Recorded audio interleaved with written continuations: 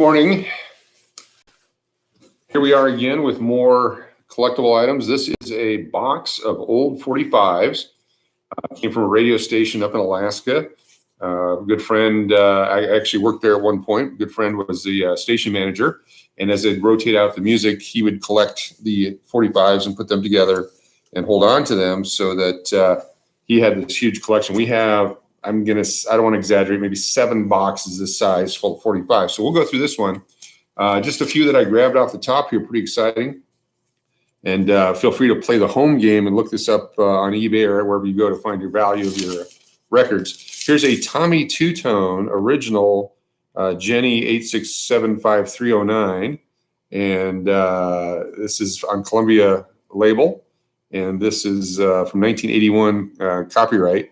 And it has a sleeve with it. So something like this, probably very collectible, very popular song. And here's an original pressing of it. Saw this one, Hall & Oats, Kiss on My List, a big hit. Also comes in the jacket, and it's in pretty good shape. It does have some problems to it, but you can see the label. This is a nice label, produced by Daryl Hall and John Oates. And I don't really see a copyright on the date on it. But certainly it says Hot Cha Music, BMI, and that has the original sleeve with it as well. Many of these will have the radio station sleeve, which has a number, and that number is their catalog number for the radio station. Some of them will have another label that shows the ranking on the top 40 or the top 100 for the year, some other information on it as well. So this one is Ghost Riders in the Sky by Sleepy LaBeef, and it's a 1975 pressing. It's on Sun record label. So that's something we'll set aside and take a look at. The record itself is in pretty good shape. I don't see any damage to it. Not very much scratching at all from playing. The radio station sleeve has some damage on it, but that hasn't affected the record. So these will sit aside. Here's one. Here's an interesting one. This is Rockwell's Somebody's Watching Me. And knowing the radio station, KFAR radio in Fairbanks, Alaska, was adult contemporary talk radio format back in the 80s and 90s and 70s. And so this is kind of an upbeat, modernistic song that they've written summer on it. So it could only be played during the summer months. The station manager and I had a few conversations on types of music.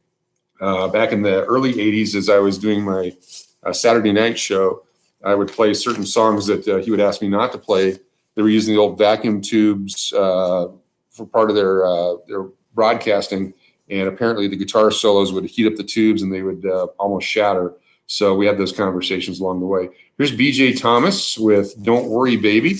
And here's an example. It says number 96 in 1977. Green, that's just a label that would say it's probably good anytime throughout the day. So you can play it in any of the day parts, morning, afternoon, evenings, and so on. So as a DJ or as a personality on the radio station, we were able just to grab certain things. Other stuff you had to wait, like the one we saw that said summertime on it. Here's Paul Anka's Lonely Boy. Catalog number is 1563. There's another number on here, 682. And there's a couple stickers, and who knows what this one is. And this one's got a yellow on it, and it's Your Love by Paul Anka. So I don't have the code key with me to know exactly what all this means. Kenny Loggins' Danger Zone on Columbia Records. And this one, you can actually see how often it was played. This is pretty well scratched up around the leader part of the record. And this is back when you actually use the turntables and the metal needle, and we'd have to put it down, and you cue it up, and then you'd back it up with the headphones to make sure that it was started just right. Then you have to give yourself maybe a, whatever, 6 or 8 inch lead time for the record to get up to speed before it actually started playing the music. It was a whole to-do back then. It's not like now where everything's digital and you just press a button. Here we go. Some more good stuff here. Or not. Since I Saw You by Michael Polnareff on Atlantic Records. So some of this stuff I've never heard of. Doesn't mean it doesn't have any value or someone else hasn't heard of it. And some of these record labels, we might have only pressed a few copies of things. So we'll have to look each one up and get an idea what they're worth. Tommy Rowe, The You I Need, 1969 record number 6. It says 1969 peaked at #1. It's a D and a 0 and a 269. That's probably the date they received it. It's on ABC Records. So if you're a label collector and someone who likes pristine, fresh items, this would not be it. You can see it was well used. This apparently, I'm going to guess that this was the B side. So that would be down. This would be the top side. As you see, there's more scuff mark on this side from the actual turntable on the bottom. The turntable had a gasket, I guess, some sort of a mat on there that you would actually hold the record sometimes as it was going, and then you could release it and it would start at a lot faster rate and get the music going. I'm not sure how sophisticated they were back in the 60s and early 70s doing that, but this one certainly looks like it has one side, excuse me, a little more worn than the other side. Go through here real quick. Joe Tex, Don't Let Your Left Hand Know. Okay. You're the One by Curtis Young. Penny Annie by Larry Gatlin. This is got a catalog number on it. Did You Ever Have to Make Up Your Mind by the Lovin' Spoonfuls. This is a 1966 song. It's 2 minutes and 17 seconds long. Apparently they got it in May of 66. It peaked at #2. Very well used. Don't Want to Have to Do It by the Lovin' Spoonfuls on the other side. Interesting. I got to interview John Sebastian one time on the radio, actually on KFAR. He was up doing a show in Fairbanks, and it was great to have him in and talk about some of their music. Here's the Dave Clark 5, Glad All Over. 1964 peaked at #6. 23 in 1964. It's a G. There's a catalog number. Here's a playtime of 242. And then on the other side is Bits and Pieces by the Dave Clark 5, #23 in 1964. Maybe the label on the front here refers to the one on the B side. So again, they had their own systems to communicate what was going on with the music at the record station or radio station. When I was there, it was pretty much stop what you're doing. You're messing everything up. But that's how I got my show going for about a year. Lipstick on Your Collar. This is Connie Francis, 1959, peaked at #5. MGM Records, 12th anniversary. It's got some damage here, so I don't know how collectible it is. Frankie on the backside. So that's an interesting one if it's from the 50s. We'll put it over here. Carly Simon.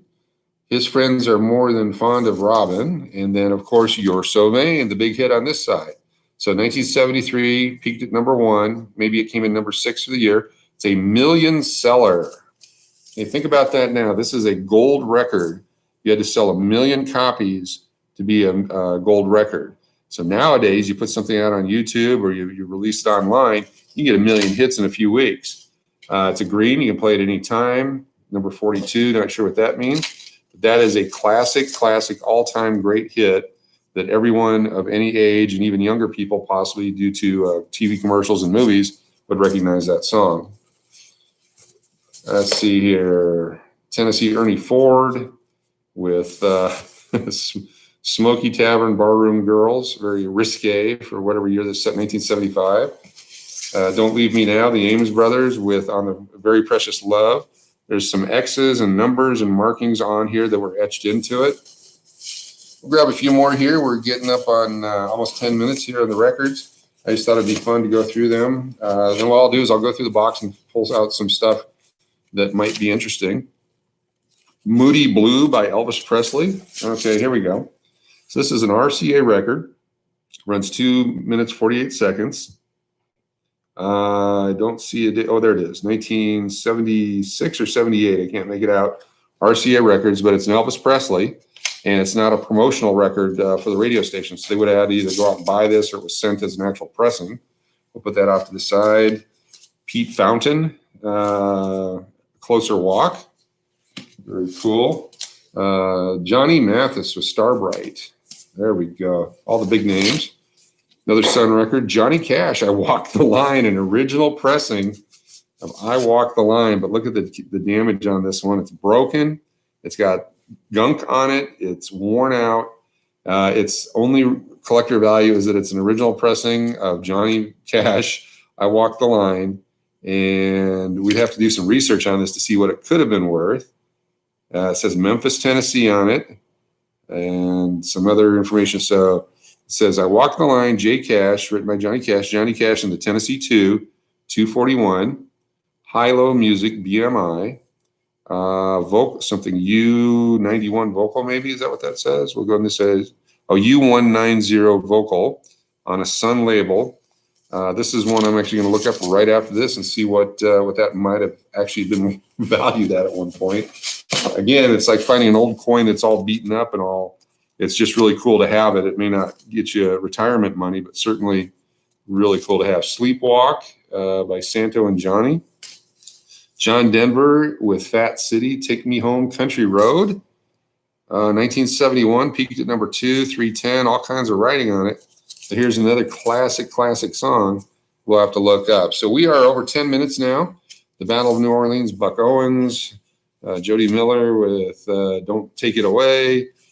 There's a Kind of Hush all over the world with ELO, one of my favorite all-time songs. Oh, no, I'm sorry, that's the Carpenters. Never mind. It's not one of my all-time favorite songs, but it was number 1, 1976. Very cool. And let's see, any more here? Barry White, More Than Anything, You're My Everything, and You're the First, you're the first, the last, and everything. So we're going to end on Barry White. 1975, peaked at number 2, number 49 for the year, and it went multiple different colors on it. Finally became green, like, all right, just go and play it whenever you want. 20th Century label, 1974 copyright, Barry White. Anyway, that's our records for today. Be sure to tune back in. If you can, subscribe. We'd like to have you as a subscriber and watch as many of the videos as you can. We'll do some records. We've got some baseball cards. We're doing some hotel reviews. Took a trip to Lubbock, Texas. Walked through a brand new H-E-B grocery store. A little bit of everything going on this channel. And what I'm going to do is, I'm an older person now. I used to be a younger person, but over time I became an older person. And I'm going to start doing things that older people might be doing now, especially those of us that are off work due to COVID. Got to fill the day somehow. Thank goodness some of us are working while the rest of us can goof off. I mean, make these quality videos. Thank you for tuning in. Join us again as we do more Facebook, YouTube Live or YouTube videos. It's great to have you with us. Travel safe, travel often, and have fun collecting.